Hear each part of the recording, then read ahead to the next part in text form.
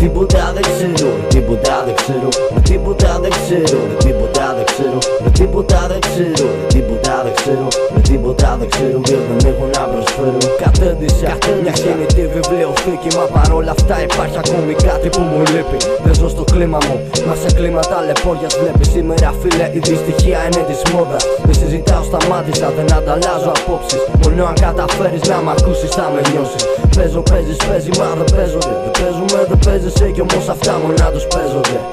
Ό,τι και να πεις και να πω και να πει, όλα είναι όπως είναι, ό,τι και από ποιον κι αν εκφράσει. Δεν χρειάζεται να πεις όταν ο άλλος πει χαλάρωσε. Εξάλλου εσύ δεν ξέρεις ούτε αυτός αυτό το ξέρω. Βγήκανε τα μουλάρια για να πούνε για το σύμπαν. Στην τελική διαφώνησαν, καμιά άκρη δεν βρήκαν. Αρχίσανε μετά από αυτό όλοι να λένε αστεία και κατέληξαν γύρω απ' τη φωτιά σε μια παραλία. Υποδεχτείτε τη μαγεία, μην τη συζητάτε καν. Αποδεχτείτε την ουσία που αυτή είναι το παν. Ο καθένας είναι στην προσωπική του αναζήτηση. Απλά προσπάθησε να σε παράδειγμα προς μίμηση. Όσο μεγάλα λόγια και να λες κι όσο απλά στην τελική τα λόγια φίλε καταλήγουν περιττά.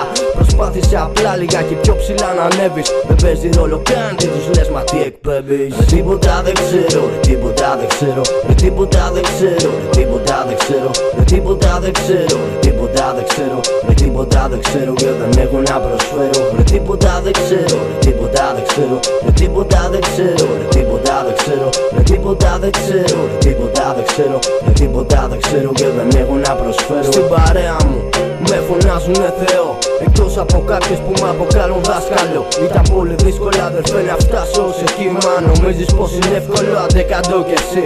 Δεν έχει σημασία αν το κάνουμε χαβαλέ, τουλάχιστον γουστάρουμε όλοι ναι και νιώθουμε κομπλέ. Πάει καιρός τώρα που γύρισα από χρόνια ασκητικής, ακόμη κι αν με έψαχνες δεν θα μπορούσες να με βρεις. Πήγα να μάθω πράγματα ψηλά σε ένα βουνό κι ήμουνα μόνος φίλε μου μακριά από τον πολιτισμό.